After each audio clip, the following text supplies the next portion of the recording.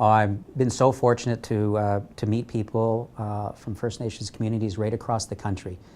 I've held portfolios on things like fishing, where the issues of the fishery collapse in the Atlantic, or the challenges being faced by our people in the north or in the Great Lakes, where there's prominent fisheries in the Great Lakes, just like there's major fisheries in villages like mine, where I grew up going out with my late grandfather and my father to go out and to make a livelihood.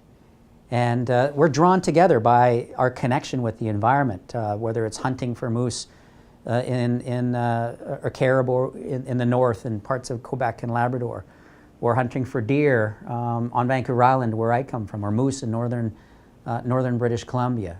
The old teachings are things that pull us together. And our experience, though, traumatic, difficult experience through things like the residential school, or the adoption of people to places like the United States, where they didn't get to know who they were, many not until later in life, and there's a reconnecting that's going on. And so I think our story across this land binds us together.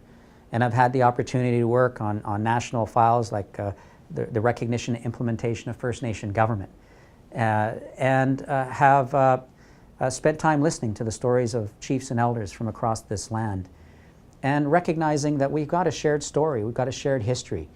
We're beginning to work together more between our various regions, because those as well are artificial divisions, as are the international boundaries for many of our nations. My people, the Nuu-chah-nulth, have relatives in northern Washington State. The Coast Salish have relatives in northern Washington State. The First Nations in the interior of British Columbia have relatives, and we go right across the country. And of course, international boundaries have come to be split right in the middle of many of our nations, just like interprovincial and territorial boundaries.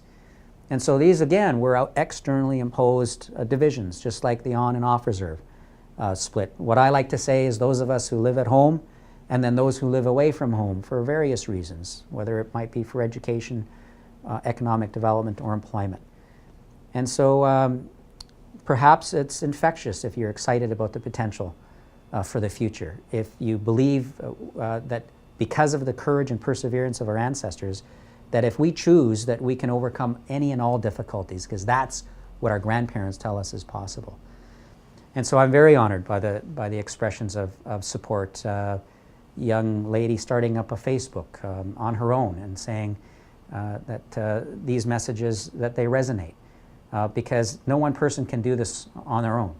And so I'm very excited about the expression and groundswell of support, because my hope is that in moving forward, that if I'm elected as national chief, that we're going to need to work together, that we're going to need to harness that positive and constructive energy, that we're going to need the youth to help push us forward and help lead the way.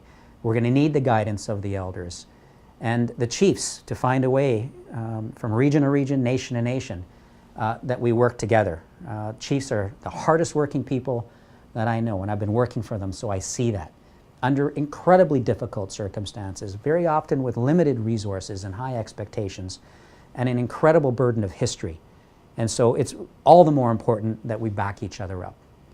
The office of National Chief is there to be an advocate, is there to be a support for the chiefs in Assembly. And I would be honored to continue the work in that role if that's the decision that's taken.